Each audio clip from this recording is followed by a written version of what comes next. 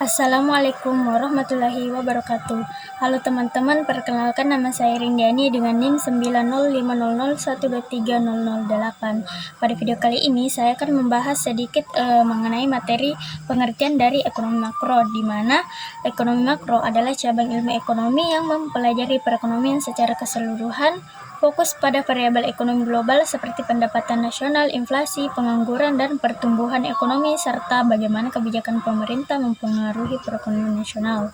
Dalam kehidupan perekonomian, khususnya di negara kita Indonesia, terdapat beberapa masalah ekonomi antara lain seperti pengangguran, kemiskinan, inflasi, serta pertumbuhan ekonomi.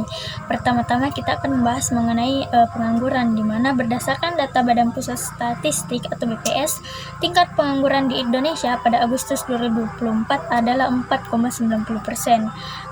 Adapun faktor-faktor penyebab pengangguran yang paling utama adalah yang pertama ada ketidakseimbangan antara pekerjaan dan pertumbuhan tenaga kerja. Yang kedua ada persaingan ketat akibat ledakan jumlah penduduk. Yang ketiga ada keterbatasan finansial. Dampak yang diakibatkan pengangguran di Indonesia ini menjadi tantangan besar bagi efektivitas kebijakan pembangunan yang diterapkan oleh pemerintah. Kemudian yang kedua kita akan membahas tentang inflasi, di mana inflasi merupakan kenaikan harga barang dan jasa secara umum dan terus-menerus dalam jangka waktu tertentu. Adapun dampak dari inflasi ini adalah menurunkan kesejahteraan masyarakat, distribusi pendapatan akan memburuk, suku bunga akan meningkat, mendorong investasi spekulatif, serta distribusi barang tidak merata. Dan yang terakhir ada pertumbuhan ekonomi, di mana pertumbuhan ekonomi merupakan peningkatan produksi barang dan jasa yang terjadi secara berkelanjutan dalam suatu wilayah atau negara.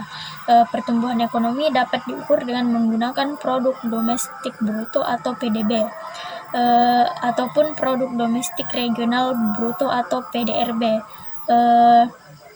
Adapun faktor-faktor yang mempengaruhi pertumbuhan ekonomi, seperti peningkatan barang modal, peningkatan angkatan kerja, peningkatan teknologi, peningkatan sumber daya manusia, serta peningkatan tabungan.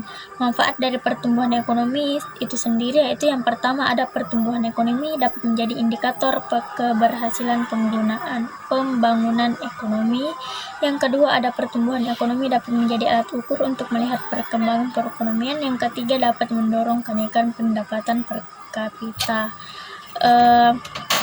Adapun ekonomi Islam itu sendiri yaitu berdasarkan pada prinsip-prinsip syariah atau hukum Islam. Dalam ekonomi Islam, riba atau bunga itu sangat dilarang.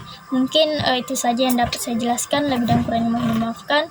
Wassalamualaikum warahmatullahi wabarakatuh.